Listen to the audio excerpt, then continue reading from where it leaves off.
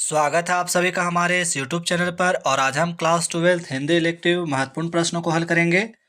कल आप लोग का एग्जाम होने वाला है, तो जितना ज़्यादा हो सके मेहनत करें और साथ ही चैनल पर अंत तक बने रहे, वीडियो को पूरा देखें।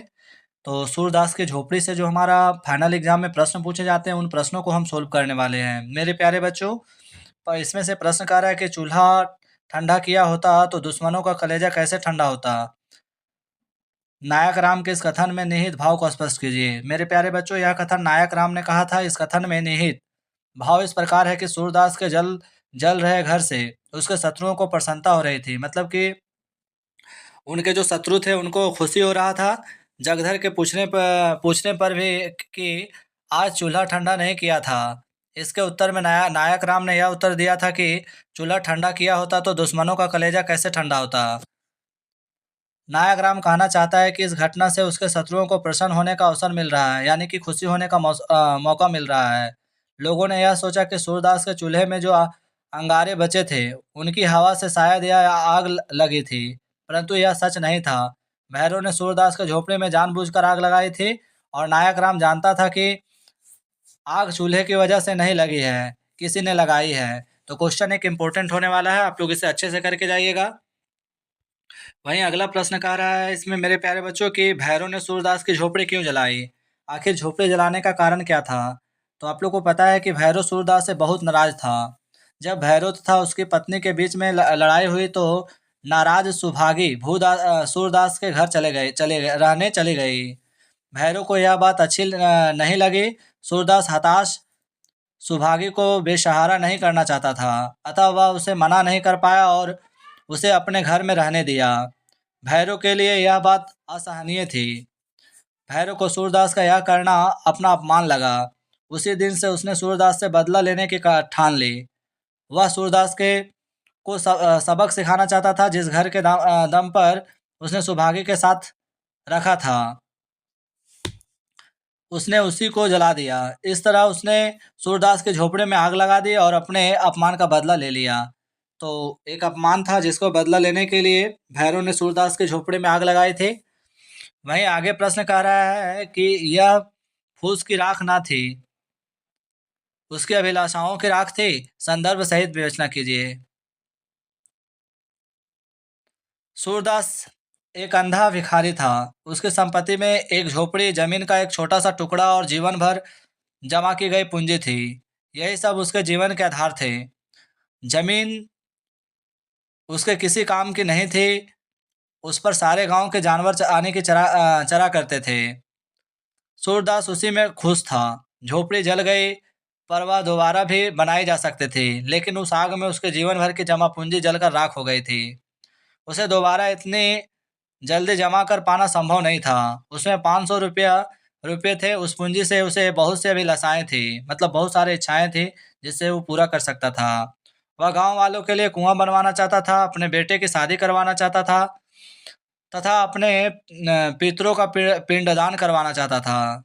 झोपड़ी के साथ ही पूंजी के जल जाने से अब उसकी कोई भी अभिलाषा पूरी नहीं हो सकती थी। उसे लगा कि यह फूस की राख नहीं है, बल्कि उसकी अभिलाषाओं की राख है जो कि जल गई है। उसकी सारी अभिलाषाएं झोपड़ी के साथ ही जलकर राख हो गई।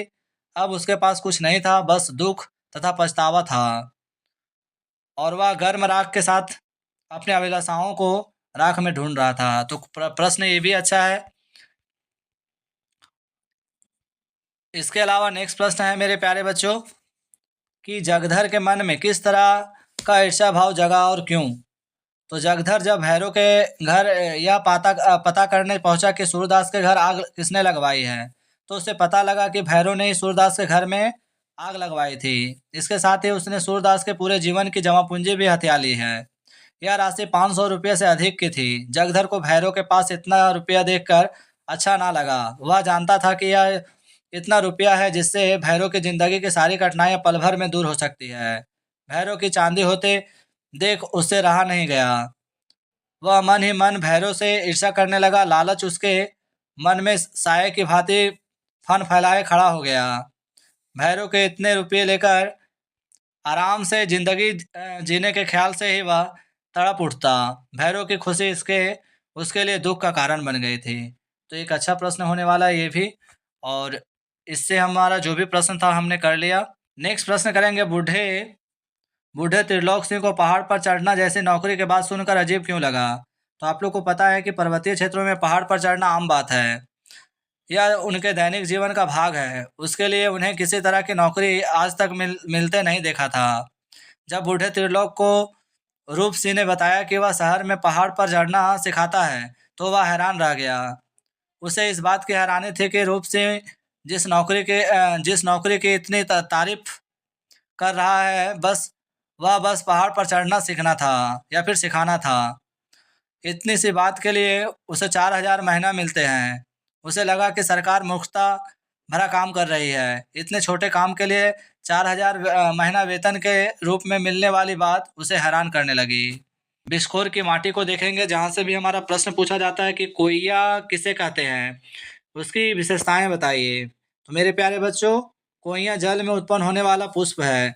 इसे कुमुद या कोका बेली के नामों से भी जाना जाता है। और इसकी प्रमुख विशेषताएं जैसे कोयला पानी से भरे गड्ढे में सरलता से पनप जाती है। यह भारत में अधिकतर स्थानों में पाई जाती है। इसकी खुशबू मन को प्रिय लगने वाली होती है। साथ ही शरद ऋतु के चांदनी में तालाबों में चांदनी की जो छाया बनती है, वह कोइयों के पत्ते के समान लगती है।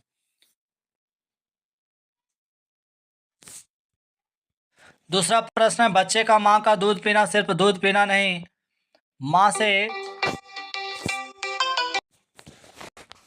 नेक्स्ट प्रश्न है कि बच्चे का माँ का दूध पीना सिर्फ दूध पीना नहीं, माँ से बच्चे के सारे संबंधों का जीवन चरित्र होता है। टिप्पणी कीजिए। तो बच्चे का अपने माँ से बहुत गहरा संबंध होता है। यह संबंध माँ के कोख में आने के साथ ही जुड़ जाता है। जब वह जन्म लेता है तो माँ के दूध पर ही 6 महीने तक निर्भर रहता है। इस दूध को वह आगे 3 वर्षों तक और ग्रहण करता है। माँ अपने बच्चे को दूध पिलाते समय अपने आंचल की छाँव में रखती है। इससे माँ बच्चे के मध्य यानी कि संबंध गहरा होता है। इस तरह दोनों एक दूसरे के साथ जीवन के कई वर्ष बिताते हैं। बच्चा माँ के साथ ही रोता, हंसता, खेलता, खाता पीता बड़ा होता है। माँ इन क्रियाओं से सुखी होती है। वह बच्चे पर अपनी ममता लुटाती है। वह बच्चे को अपनी ममता की छाँव के तले रखती है। साथ ही बच्चा माँ के आंचल में दूध पीता हुआ अपनी माँ के स्पर्श तथा गर्माहट को महसूस करता है।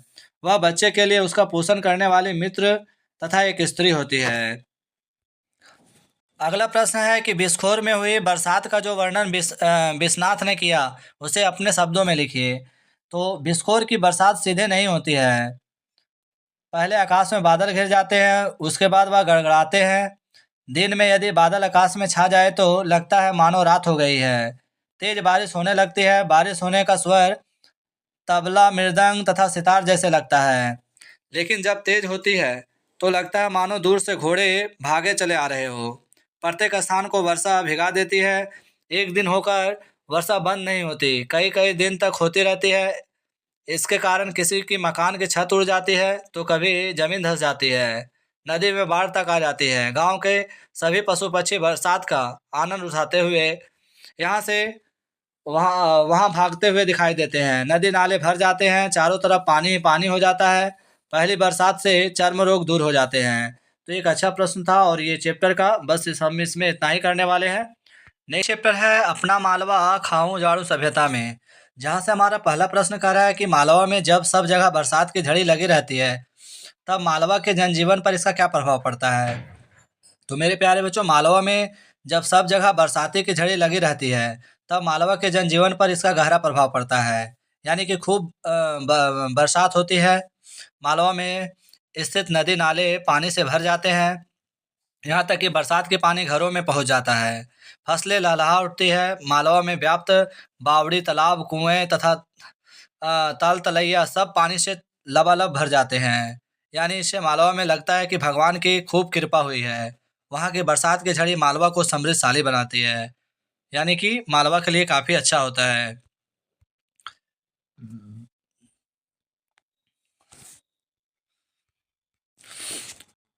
वहीं दूसरा प्रश्न है मेरे प्यारे बच्चों कि अब मालवा में वैसा पानी नहीं गिरता जैसे पहले गिरा करता था, इसका क्या कारण है। तो मेरे प्यारे बच्चों, इस बात के प्रमुख कारण जैसे कि औद्योगिकरण ने पर्यावरण को नुकसान पहुंचाया है। इसके कारण पर्यावरण में भयंकर बदलाव देखने को मिले हैं। इसने जल, थल तथा भूमि प्रदूषण को बढ़ावा दिया है।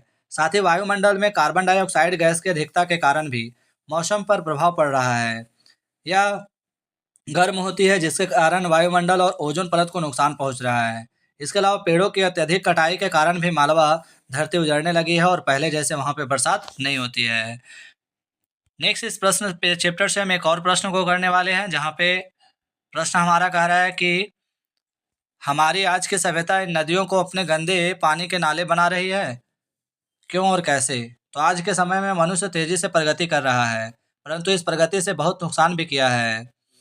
प्रदूषण इस प्रगति का सबसे भयानक रूप है। प्रदूषण की मार से जल, थल और आकाश की पूरी तरह से ग्रसित है। पानी जीवन प्रदान करता है, परंतु मनुष्य ने इससे अमूल्य जल संसाधन को भी प्रदूषित कर दिया है। नदियों को पानी का मुख्य स्रोत है, वे प्रदूषण की चपेट में आ गई है।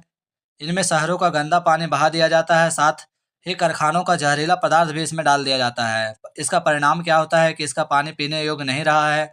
नदियाँ सदियों से मनुष्य के लिए पानी की आपूर्ति करती आ रही है, लेकिन आज इनका पानी इतना जहरीला हो गया है कि इससे भयंकर बीमारी होने लगी है। यहाँ तक कि इसमें निवास करने वाले जीव जंतु का जीवन भी प्रदूषण के कारण विलुप्त होने के कगार पर चला गया है। सरकार तथा कई सामाजिक संस्थाएं समय समय पर इसे बचाने के लिए प्रयास कर रही है, परंतु उनके सभी प्रयास असफल रहे हैं। यदि ऐसा ही होता रहा तो यह गंदे नाले में बदल जाएगी। जमुना नदी तो नाले में बदल चुकी है। हमें चाहिए कि इस ओर ध्यान दें और प्रदूषण से इसकी रक्षा करें, अर्थात हमें पर्यावरण प्रदूषण को बचाव करना चाहिए, क्योंकि पर्यावरण प्रदूषण होने से मानव जीवन ही नहीं बल्कि संपूर्ण मानव जाति पर इसका गहरा प्रभाव पड़ेगा। तो इस चैप्टर में जो भी हमारा इंपॉर्टेंट प्रश्न था, हम उन प्रश्नों को हल किए हैं। वीडियो अच्छा लगा तो लाइक, सब्सक्राइब, शेयर कर दें। धन्यवाद।